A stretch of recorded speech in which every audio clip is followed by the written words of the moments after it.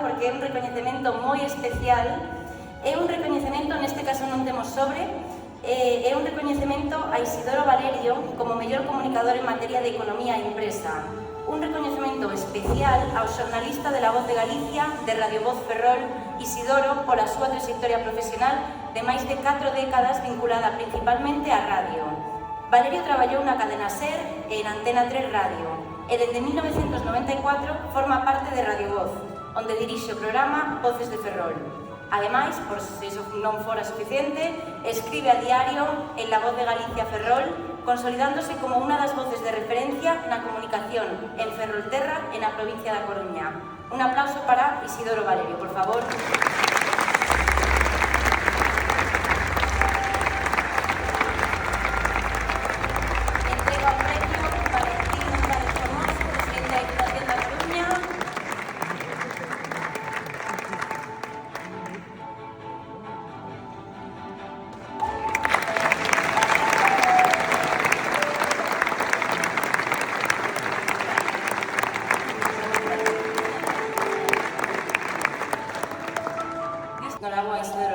Muchísimas grazas.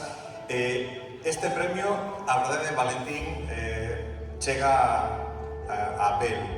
Grazas a quen decidiu otorgarme este premio.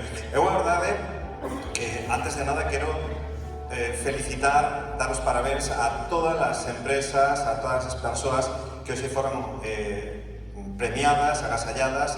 Penso que moito máis merecidamente que eu, que son un contador de historias. Chégame moi de preto, pois, por exemplo, que hoxe teñamos a unha premiada que traballa na Fusqueña, ali preto da miña terra, en Moeche, nese centro no que, se xeneran moitas iniciativas emprendedoras, ese centro de transformación.